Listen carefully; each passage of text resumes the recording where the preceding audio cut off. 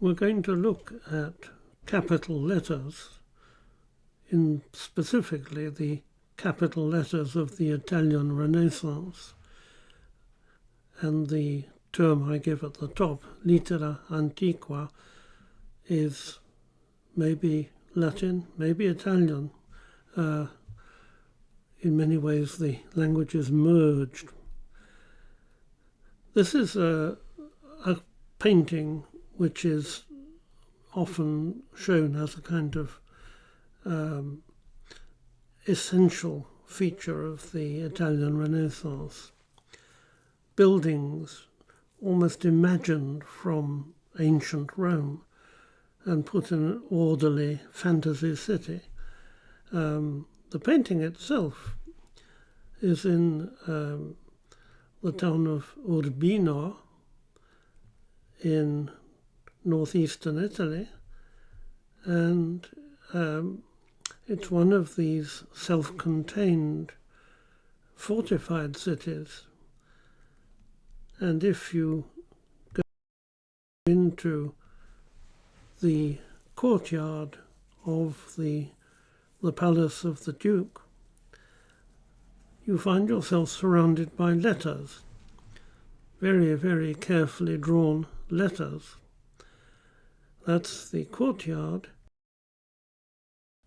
and it carries his name, Frederick Urbino, Federicus Urbini Dux Montis Feretri, the Duke of Montefeltro.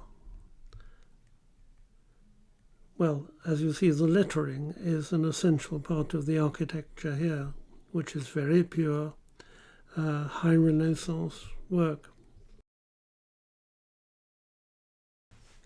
Here you have the name of the littera antica, in this case a CH rather than a Q, U. And it's kind of symbolic that it was worth producing a whole book about these Roman letters, which had been rediscovered as one way of recreating the forms of ancient Rome, which was, of course, a very basic ambition of the Renaissance. There are a lot of these alphabets. I'm not going to go through all of these, but there they are. I've done a list of them, and I can make that available to anyone who's interested. If you want a summary of these ideas, I don't think anything is better than this piece that Matthew Carter did in 1991, summarizing these various ideas of how letters should look. So where did they come from? Well, clearly a lot of them were still around. In Rome, if you look at the Colosseum, which is behind, an awful lot of that was carted away to build later Renaissance buildings in Rome. But a few of the ancient triumphal arches are still around, and this one, the Arch of Constantine, the latest of them, still carries its inscription with the name of the Emperor Constantine. And so there is a model, if you want to know what Roman letters are like. There they are still. And some people took this literally, you could say. Here's the most extraordinary manuscript of the time of Charlemagne, Charles the Great,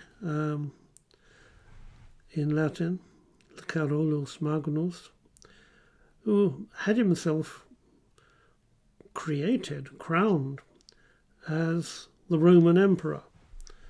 But his empire consisted of quite a lot of modern Europe, certainly France, the western part of Germany, and quite a lot of Italy too. This alphabet must have been put together by a scribe in this manuscript, maybe for reuse, because many of the manuscripts written for Charlemagne are in quite pure Roman capital letters. In a way, it didn't last, because into the Middle Ages, lettering, the original Roman lettering was largely forgotten. Here's, I think, a very handsome inscription on these original bronze gates of nearly 1200 in Rome, in the Lateran Church. The reason I'm showing this is that there's no definite form of the letters. The first word here, which I've transcribed below, Incarnationis, has the letter N twice, 3 times. And it's different in the first, second, and third. The first is a round form.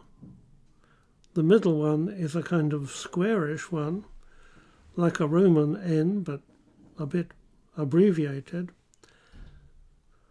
So where's the third N? Well, it's not there. That bar across the top tells you it's been left out. But go to the next word, again, Dominice, which is an abbreviation, and again you've got one of these curved ends. The squarish ones come in lower down, but there you are. No definite form of letter. But things began to change in the 15th century. The Italian Renaissance, we'll come to that word in a moment. Here are one of the panels of the baptistry adjoining the cathedral in Florence, the work of the sculptor Lorenzo Ghiberti. And if we look at the detail, we see that there's no hesitation in making letters the same this time. Admittedly, the letter N is the wrong way round, but that's a detail. People straighten that out eventually. But there is quite a good attempt at producing an ancient Roman capital letter. Why capital, by the way? Well, you want letters to put at the head of something, a heading letter. Caput, Latin for head. That's why they're capitals. Here's another Florentine letter, which is absolutely tantalizing. In many ways, of course, it looks absurdly modern, this monoline sans serif, which is on the floor of the Church of Santa Croce in Florence, with its pure geometrical form of letter O. This idea of the monoline sans serif letter, of course, we've looked at it under the heading of the old Roman capitals, because it was the lettering of the Roman Republic. Was that a little bit of a kind of political concept that attracted people to it? Because here you have, in the work of the sculptor Pisano, known as Pisanello, a medal. Well, Romans made medals, but they didn't make them as big as this one, which is about 10 centimeters across. And there are other things about it which are not ancient, but modern concepts of images. Doing the back end of a horse, knowing how to get the perspective right. This is very much of the Renaissance. But here we have an artist signing his own work, and he's doing it for someone you have to call a city boss, I suppose. Gonzaga was the ruling family of the city of Mantova. And so Pisanello is, in a sense, glorifying the military exploits of the Gonzaga family. Another form of letter, which is not quite monoline sans serif, is very typical of Florence. These slightly angular wedge forms appear throughout the 15th century, and they were enough to give a type designer, Hermann Zapf, the model for his Optima type, which he copied from this particular inscription in Santa Croce. Another one is in the church of Santa Maria Novella in Florence. It's a tomb with an inscription that plays with the idea of the Roman letter. There you can see it more closely. And here is a rubbing that a Reading student was allowed to make sometime, I guess, in the 1960s. Not sure you would get away with that now. But it shows how the proportions of Roman lettering were played with. They're all there, but that high centre to the M, that curved tail to the R, these are not ancient Rome at all. If anything, they come from a medieval idea of the letter. And in fact, if you want an example of it that's accessible, in the Victoria and Albert Museum, there is a rather fine example of this Florentine style of letter. And again, M has the high centre. What does the underground lettering of Edward Johnson look like? Or Gill Sands? Have a look at the letter M there. Come to that, look at the letter R with its curve, which was, I think, almost certainly Gill's model for his own letter R. Well, there we are. Things are evolving, and they were to change to something much more faithfully antique. This is an extraordinary building, not quite finished. It should have had a dome on top of it, but they never got round to that. But it's in the city of Rimini, and it's the work of an architect called Alberti. And of course, it's a very pure example of a Roman building. In fact, there is a Roman triumphal arch in Rimini, and it has these little round features in the arch, which have been copied by Alberti. It was known by the Vatican slightly contemptuously as the temple. You know, it's not a Christian church. It is an antique and a pagan temple. Well, there is a Gothic church behind there. This is cladding on the outside of it. And to make sure that you know it's Roman, there is the name of Sigismondo Pandulfo Malatesta, who was the city boss in Rimini.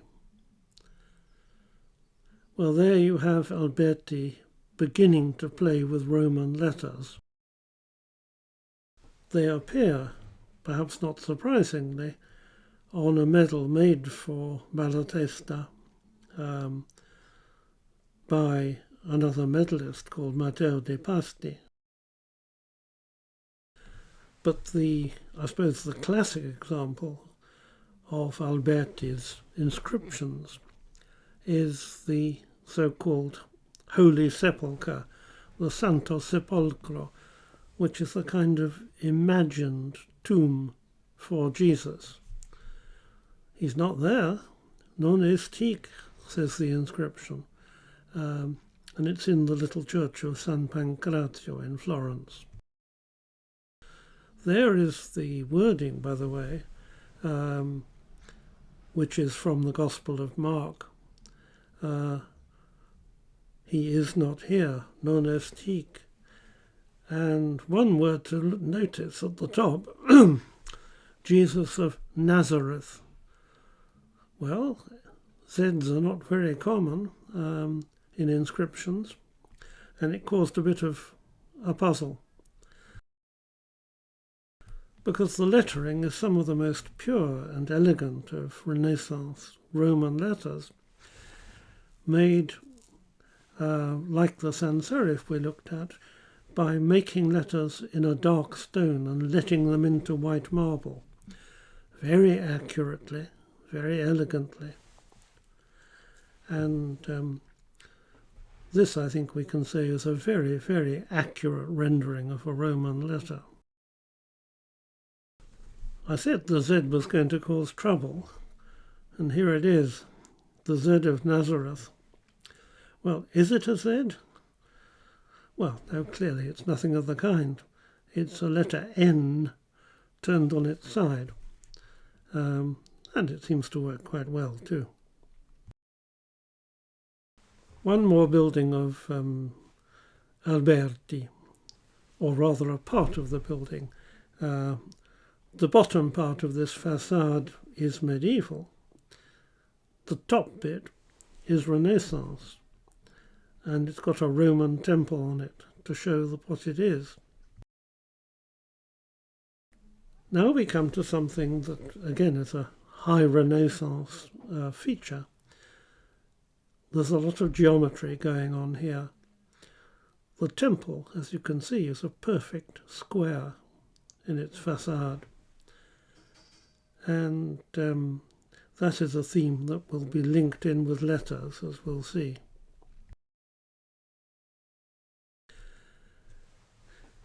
As for the temple, in a way this is the model for a whole lot of other buildings. It gives, by the way, the name of the man who paid for it. Johannes Oricellarius is a man called with the family name of Rucellai, who was a banker in Florence. And this is a feature of churches who tend to put something more religious there. But here you've got the name of the sponsor and the date of the job, 1470, in a again, rather fine Roman letter by Alberti. Where did he get the idea? Well, clearly the model was, of course, the Pantheon, and it would go on being used as a model for many other buildings. This is the front of St. Peter's in Rome, with the name of the Pope, Paul V. And, just like the Florentine example, the family name, Borghesius, or Borghese, right across the front. Roman inscriptions come back in a big way in the High Renaissance, and under Sixtus IV, who was one of the more powerful popes, with the family name of della Rovere.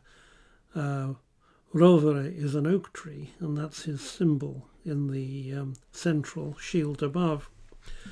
He's described here as the restorer of the city, Restaurata Urbis. He enriched himself and his family enormously.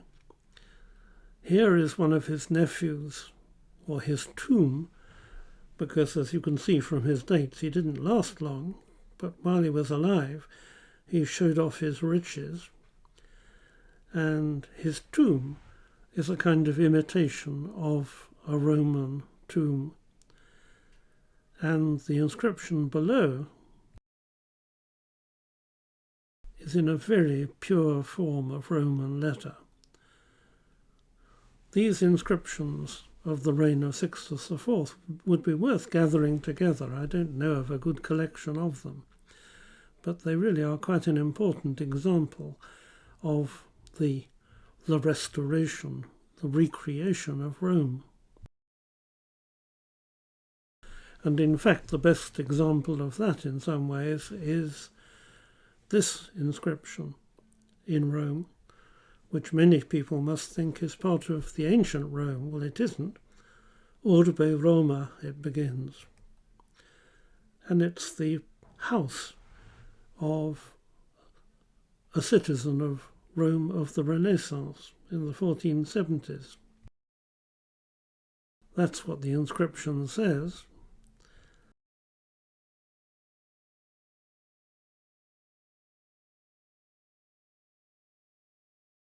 The city of Rome being reborn, Renascente, in its ancient form, in its pristina, the pristine form. Renascente, well, that's Renaissance for you. That's where the word comes from. Another example of this worshipping of the Roman letter is in a printed book, which we'll come back to, but this example is the so-called Hypnerotomachia Polyphili, printed by Aldus Manutius in 1499. It's a dream fantasy in which the author finds himself back in ancient Rome, and one of the things he finds there are sets of altars.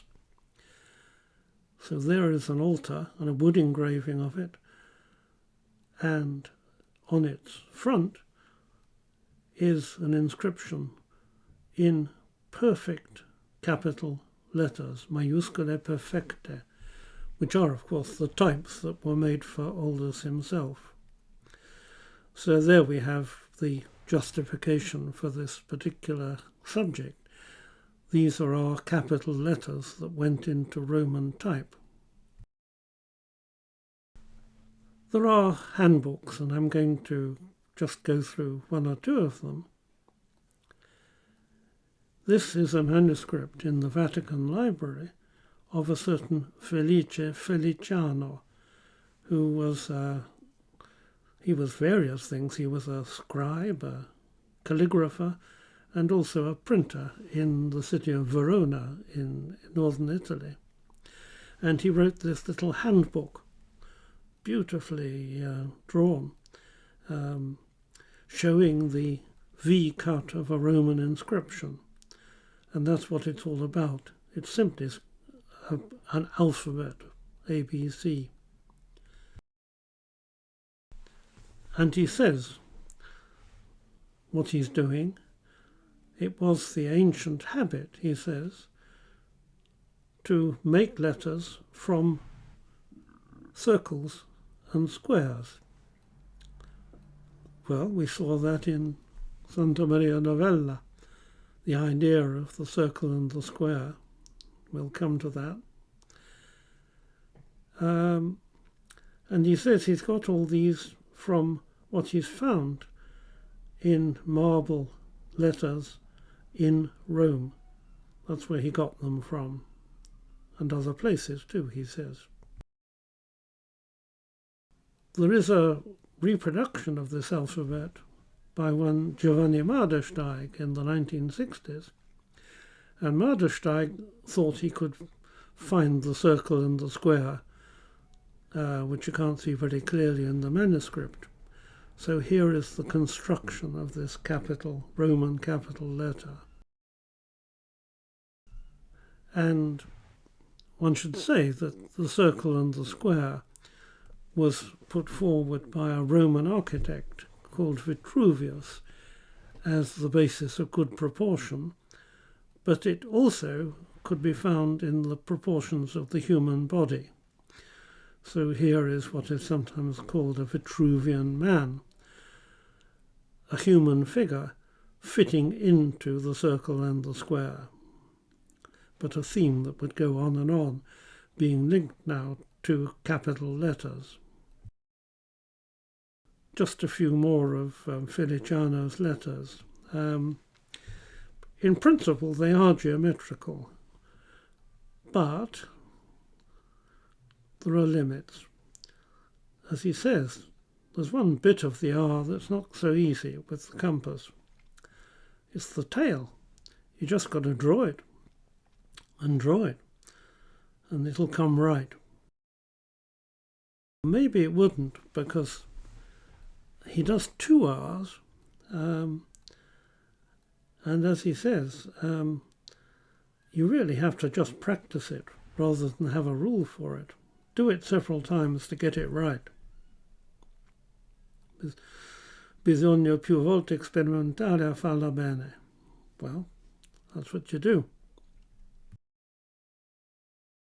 There are a lot of these handbooks, and as I say, I've got a list of them.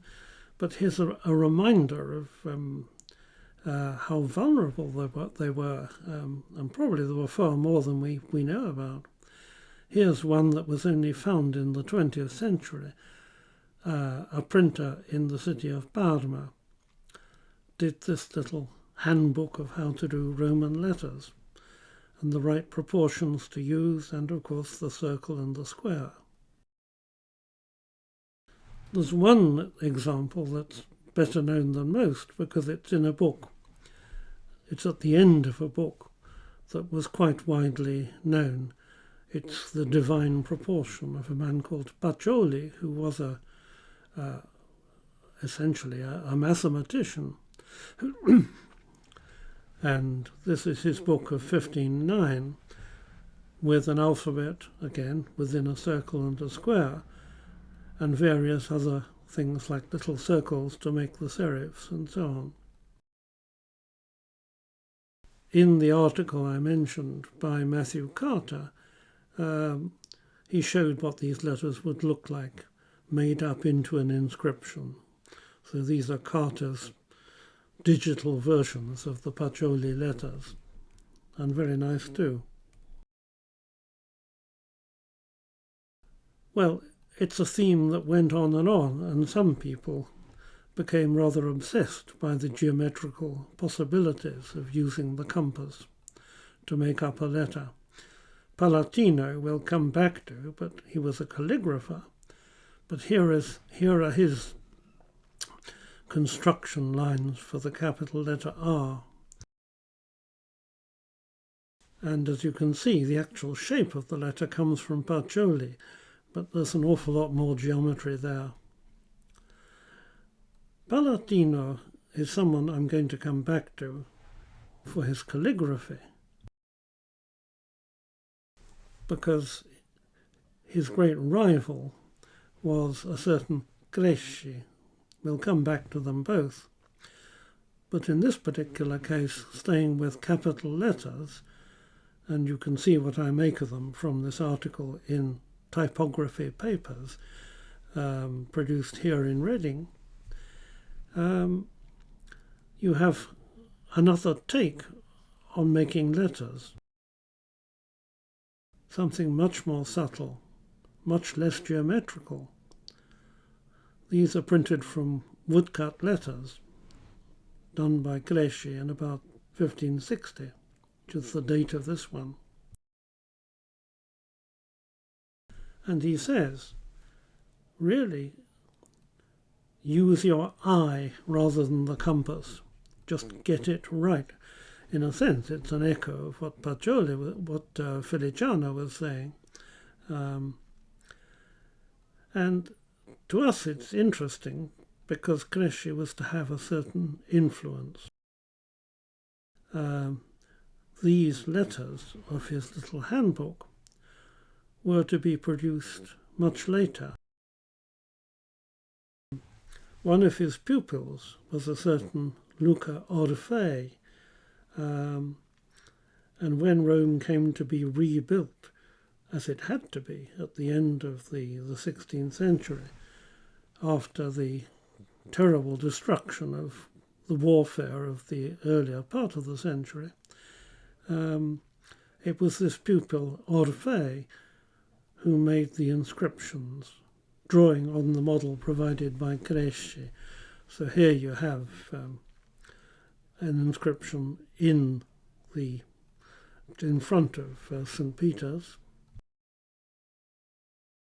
Very much a Christian symbol, by the way. This is the pagan obelisk, which was re-erected, and a crucifix was placed on top of it by another powerful pope, Sixtus V.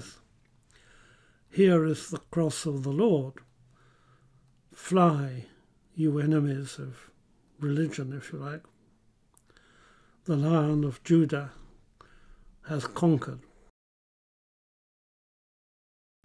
I'm going to finish with two things. One is, I think, the handsomest of these late Renaissance inscriptions, a great fountain up on the hill of the Gianicolo,